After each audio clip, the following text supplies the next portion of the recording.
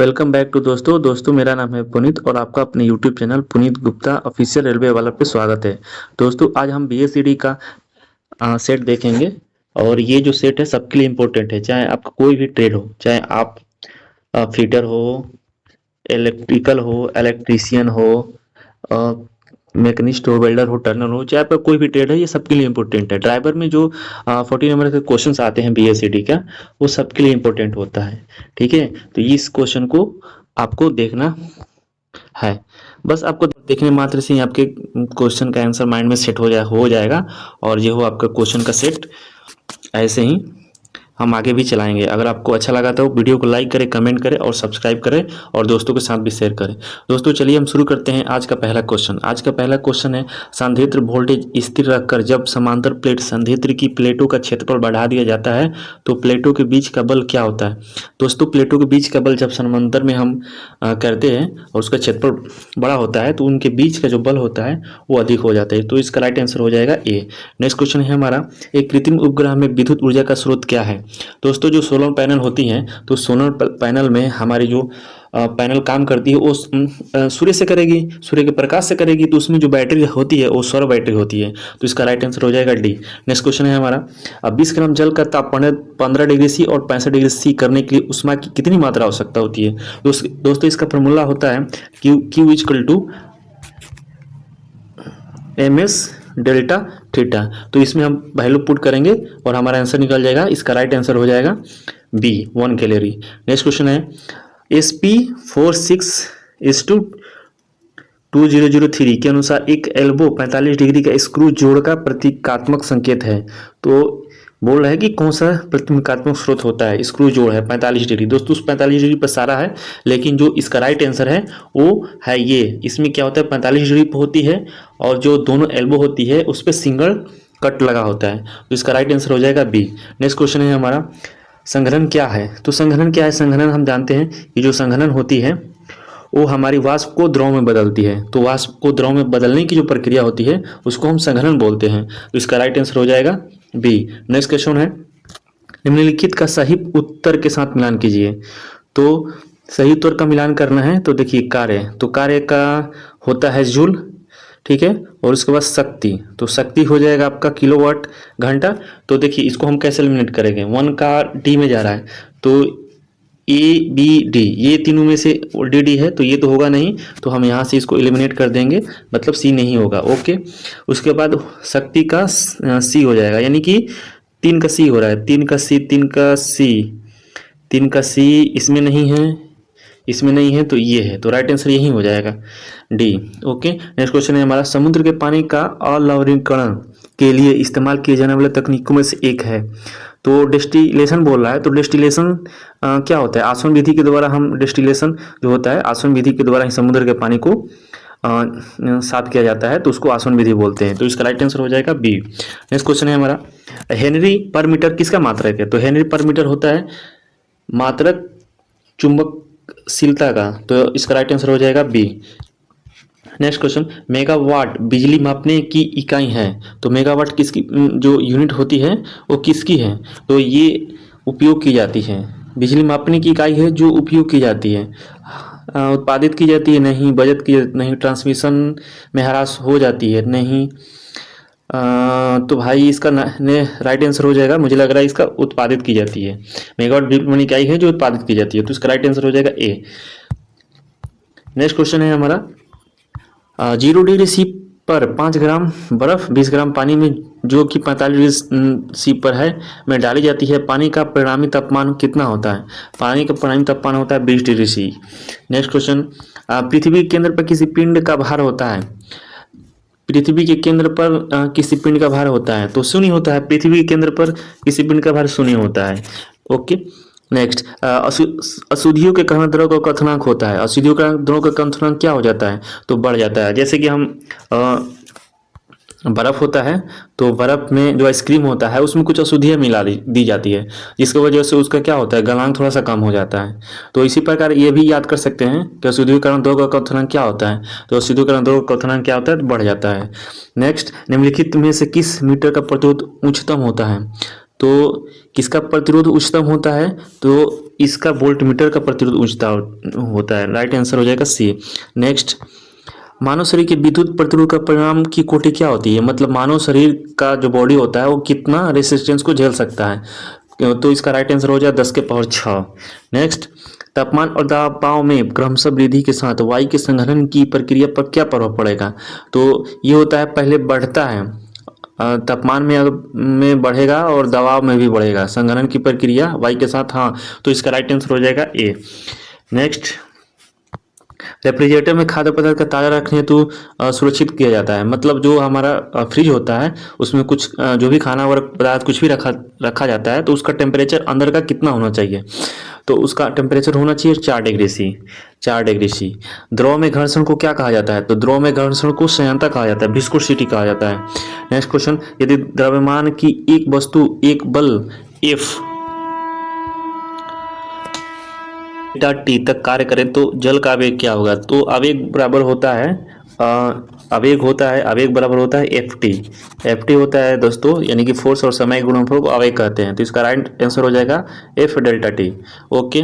Next है, electron को कक्षा में बांधे रखने वाले बल को क्या क्या कहा जाता है? जो इलेक्ट्रॉन होता है उसको कक्षा में बांधते रख कर रखता है उसे हम स्थिर विद्युत बल कहते हैं। Right answer A. कोणीय संवेग की विमाएँ होती है। कोणीय संवेग की विमाएँ क्या होती है? जो वेग होगा, संवेग होगा, आवेग होगा, वो सबकी विमा सेम होती है। तो राइट आंसर हो जाएगा इसका सी, गुरुत्वीय बल। नेक्स्ट, राइट आंसर हो जाएगा ये राइट आंसर हो जाएगा ML2T-1। राइट आंसर हो जाएगा सी। ओके। नेक्स्ट, गुप्त ऊष्मा का मात्रक क्या होता है? गुप्त ऊष्मा का मात्रक होता है जूल पर केजी। जूल पर केजी, गुप्त ऊष्मा का मात्रक जूल पर केजी। सर्दियों में घर को गर्म रखने के लिए धूप का उपयोग करने की अभिनव अवधारणा को क्या कहा जाता है? तो उसको भाई निष्क्रिय सौर ताप कहा जाता है। उसको क्या कहा जाता है? निष्क्रिय सौर ताप कहा जाता है। निष्क्रिय सौर ताप कहा जाता है। तो इसका राइट आंसर हो जाएगा डी। ओके। नेक्स्ट क्वेश्चन है हमारा, ऐसे पदार्थ जो घर्षण कम करते हैं वो कहलाते हैं। तो जो पदार्थ घर्षण को कम करते हैं उसको क्या बोलते हैं? उसको तो चिपचिपा नहीं बोलेंगे, स्नेहक बोलेंगे, यानी कि स्नेहक जो होता है हमारा वो घर्षण को कम करता है। तो इसका राइट आंसर हो जाएगा बी। नेक्स्ट, डायोड से धारा कितनी दिशाओं में बहती है? तो डायोड होता है उससे धारा हमेशा एक दिशा में बहती है। इसका राइट आंसर हो जाएगा ए। नेक्स्ट, हाइड्रोक्लोरिक पावर हाउसों में किसे विद्युत ऊर्जा में परिवर्तित किया जाता है? किसे विद्युत ऊर्जा में परिवर्तित किया जाता है भाई? तो जल को जो होता है वो स्थितिज ऊर्जा में कन्वर्ट किया जाता है। ओके। राइट आंसर एक सत्ता ये तो न्यूमेरिकल है, इसको आप देख लीजिएगा। ठीक है। नेक्स्ट है हमारा 10 ओम के दो समान प्रतिरोधक समांतर रूप से जुड़े हैं। यह संयोजन 10 ओम के प्रतिरोधक से श्रृंखला में जोड़ा जाता है। संयोजन का समकक्ष प्रतिरोध कितना होगा? तो दो को है आपका प्रतिरोध समानांतर में, तो उसका रिजल्टेंट जो रेसिस्टेंट होगा वो हमारा कितना हो जाएगा? 1/10 करके निकालेंगे तो 5 हो जाएगा। उसके बाद आपका ये 10 दिया हुआ है। ओके। तो टोटल हो जाएगा आपका 15। तो राइट आंसर क्या हो जाएगा इसका सी।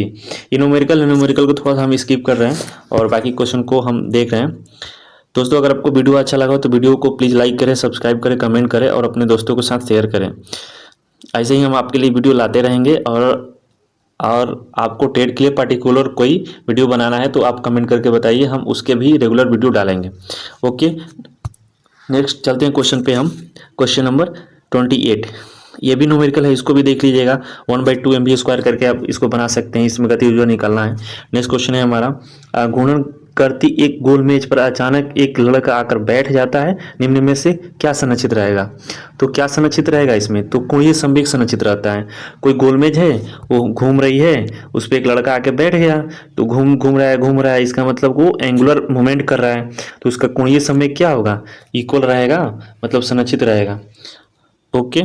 नेक्स्ट है हमारा, द्रव का वह गुण जिसके कारण ये अपने विभिन्न परतों के बीच सापेक्ष गति का विरोध करता है क्या कहलाता है? ये विस्कोसिटी कहलाता है। मतलब द्रव जो होता है, द्रव के अंदर जो फोर्स लगते हैं एक दूसरे से, वो विस्कोसिटी की वजह से होते हैं, तो इसको हम विस्कोसिटी बोलते हैं। नेक्स्ट क्वेश्चन है हमारा, ट्रांजिस्टर मुख्यतः क्या करता है? जो ट्रांजिस्टर होता है धारा से चलने वाला एक साधन है, तो इसका राइट आंसर हो जाएगा बी। नेक्स्ट क्वेश्चन, निम्नलिखित में से कौन सा हार्डवेयर नहीं है? तो हार्डवेयर इसमें से कौन नहीं है, एलिमिनेट करना है। तो प्रोसेसर जो चिप है, ये भी जो हार्डवेयर है, ये हार्डवेयर नहीं, ये हार्डवेयर ये हार्डवेयर है। हाँ, माउस भी हार्डवेयर है। मुद्रक मतलब प्रिंटर शायद होता है, ये भी है। लेकिन जो जावा होता है वो एक सॉफ्टवेयर है, तो ये हमारा क्या है, ये हार्डवेयर नहीं है। तो राइट आंसर हो जाएगा डी। नेक्स्ट क्वेश्चन है, एक एम कॉमर्स क्या है? दोस्तों एम कॉमर्स होता है मोबाइल वाणिज्य, मतलब कि मोबाइल इकोनॉमी होता है, उसको हम एम कॉमर्स बोलते हैं। तो राइट आंसर हो जाएगा इसका बी। नेक्स्ट क्वेश्चन है हमारा, विद्युत उपकरण की अग्नि को किस श्रेणी में शामिल किया जाता है? तो विद्युत उपकरण की अग्नि जो होती है उसको हम डी में शामिल किया जाता है। जैसे कि ए बी सी डी करके होता है, उसमें सबकी अलग अलग श्रेणी होती है। तो वो जो श्रेणी डी की होती है वो अग्नि श्रेणी में आती है। इसका राइट आंसर हो जाएगा डी। नेक्स्ट है हमारा, निम्नलिखित में कौन से विद्युत से लगने वाली आग का कारण नहीं है? तो देखिए, विद्युत से लगने का आग का कारण जो है, इलेक्ट्रिक शॉर्ट होगा, शॉर्ट सर्किट होगा तो आग लगेगा। तारों में ओवरलोडिंग होगा तो उससे भी आग लगेगा। ढीले कनेक्शन होगा उससे भी आग लगेगा। लेकिन खुले दरवाजे रहेंगे तो वो विद्युत का उससे कोई लेना देना नहीं है, तो इसका एलिमिनेट करना है। तो यही इसका आंसर हो जाएगा सी। नेक्स्ट है हमारा, ड्राइंग बोर्ड बनाने में लकड़ी का प्रयोग होता है। तो किस प्रकार की लकड़ी का प्रयोग होता है? तो जो नरम लकड़ी होती है उससे हम क्या बनाते हैं, ड्राइंग बोर्ड बनाते हैं। जो सॉफ्ट वुड होता है, सॉफ्ट वुड से हम क्या बनाते हैं भाई, तो ड्राइंग बोर्ड की लकड़ी बनाया जाता है। ओके। नेक्स्ट है, BIS द्वारा ड्राइंग शीट A3 के लिए एक आकार निर्धारित किया गया है, तो उस आकार का नाम बताइए। दोस्तों A3 जो होता है, A3 हमारा सीट का साइज पूछ रहा है। तो सीट का साइज हम 5 होते हैं, 5 नहीं 6 होते हैं, क्योंकि एक A0 भी होता है, A0 से स्टार्ट होता है। तो A0, A1, A2, A3, A4 और A5। तो ये 5 और ये 6 हो गया। तो इसमें जो सबसे बड़ा वाला साइज होता है वो A0 का होता है। इसका साइज होता है 1189 इंटू 841, 841। ओके, तो 841 होता है, 800 इंटू 841, इस बड़ा वाले का साइज होता है। इसी को हम फिर इससे छोटा करना है तो इससे हम 2 से भाग देते हैं। तो जब 2 से भाग देंगे तो ये हो जाएगा कितना, ये हो जाएगा हमारा 508। 2 से भाग देंगे, 2 5 10, 2 9 18 और 2 चौके 8, और ये हो जाएगा हमारा 2 चौके 8,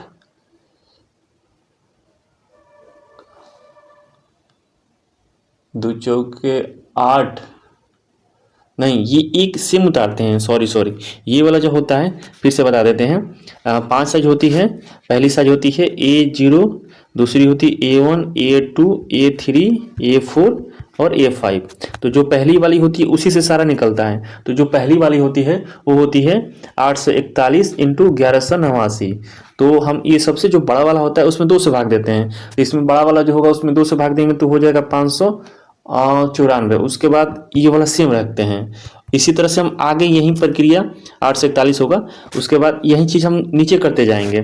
ठीक है दोस्तों, तो इसमें फिर क्या होगा, जो सबसे बड़ा वाला होगा उसमें 2 से भाग देंगे, तो बड़ा वाला 2 से भाग देंगे तो हो जाएगा 420 पॉइंट समथिंग होगा, 420 ही लेंगे। उसके बाद ये 594 सेम उतारेंगे। उसी तरह अब ये आपका A2 का है। A3 का जब हम निकालेंगे तो A3 का आ जाएगा 297 गुणे 420। ओके, तो ऐसा देखिए इसमें कहाँ ऑप्शन है, 297 गुणे 420। तो इसका ये है डी नंबर। तो राइट आंसर हो जाएगा इसका डी। नेक्स्ट क्वेश्चन है हमारा, वो कौन सी पेंसिल है जिससे मुक्त हस्त चित्रित किया जाता है? मतलब फ्री हैंड से कौन सा जो पेंसिल है यूज किया जाता है? अगर कोई ड्राइंग आप बना रहे हैं फ्री हैंड का मतलब आपको स्केल वगैरह कोई भी चीज़ का प्रयोग नहीं करना है, तो कौन सा पेंसिल का आप यूज करेंगे? तो इसका राइट आंसर हो जाएगा डी, जो HB पेंसिल होती है हम उसका यूज करते हैं। नेक्स्ट क्वेश्चन है कि इसमें जो फिगर दिया हुआ है और इसमें से बताना है कि जो x और y है वो किस प्रकार का कोण है। तो दोस्तों ये देखिए, सरल कोण नहीं हो सकता है, समकोण भी नहीं हो सकता है, पूरक कोण भी नहीं हो सकता है, तो ये आसन कोण हो सकता है। तो ये राइट आंसर हो जाएगा इसका डी। नेक्स्ट में चलते, उस त्रिभुज का नाम क्या है जिनके तीनों कोण समान होते हैं? जिसके तीनों कोण समान हो उसको समबाहु बोलते हैं। राइट आंसर हो जाएगा बी। नेक्स्ट, किस त्रिभुज के तीनों भुजाओं का लंब समद्विभाजक किसी जिस बिंदु पर मिलता है उस बिंदु को क्या बोलते हैं? मतलब कोई भी त्रिभुज ले लीजिए और उस त्रिभुज का जो शीर्षक से समद्विभाजक करता है और ये जो बिंदु बनता है, इस बिंदु को क्या बोलेंगे? तो इस बिंदु को हम बोलेंगे अंतः केंद्र बोलेंगे। इस बिंदु को हम नहीं, अतः केंद्र तो दूसरा चीज हो गया, परिकेंद्र बोलेंगे। इसको हम परिकेंद्र बोलेंगे। ठीक है।